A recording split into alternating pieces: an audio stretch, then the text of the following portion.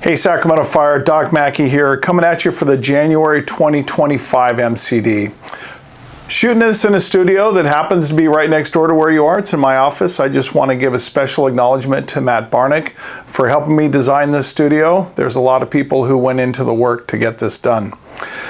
So I have two things to share with you today that are brand new. So first is going to be pre-hospital whole blood, then we're going to talk about transport to alternate destination. You've probably heard a lot of rumors that Sacramento Fire Department's been approved to carry pre-hospital whole blood, and the rumors are true.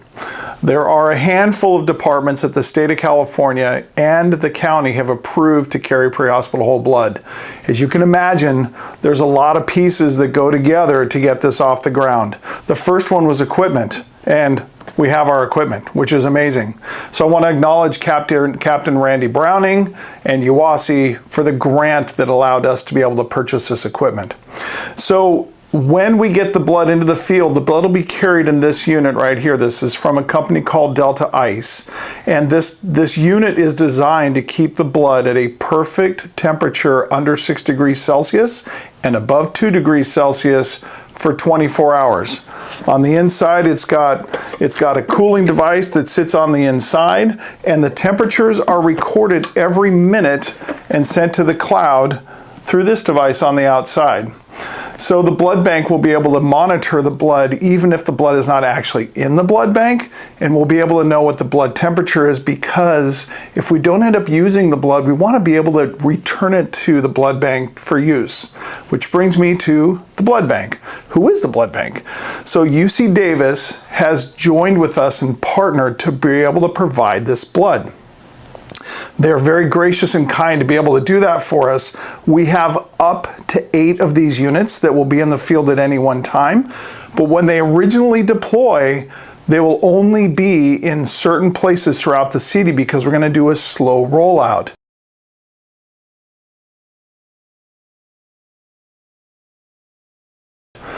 We have a few policies to get into place, and we have the final parts of the agreement to go into place with UC Davis before we can launch.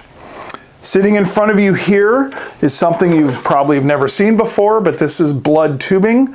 This is the device that will administer the blood. So when it comes time for training, those units that will be carrying the blood, you're going to go through a ton of training, don't you worry. And we will be ready to care for patients that are hypotensive trauma patients, plus others. So what does that mean? Like, what patients can get whole blood? Well, let me show you a little sneak preview of what the policy actually looks like. The policy is right here in front of you. Systolic blood pressure is less than 70 in traumatically injured individuals, or a shock index of 1.2. Remember that a shock index is the blood pressure divided into the heart rate.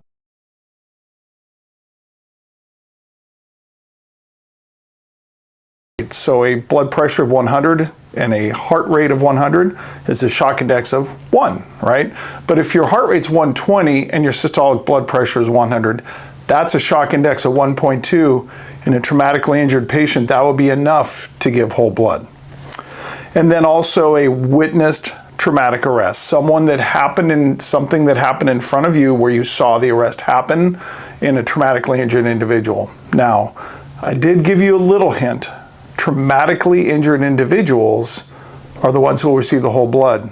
But also think about the others, postpartum hemorrhage, the other patients that are bleeding heavily that need whole blood. We'll talk more about those when this rolls out.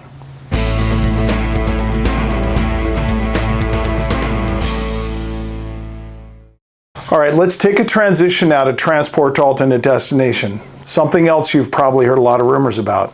Yes, we have been, being the county, has been approved for transport to alternate destination, but what does that look like?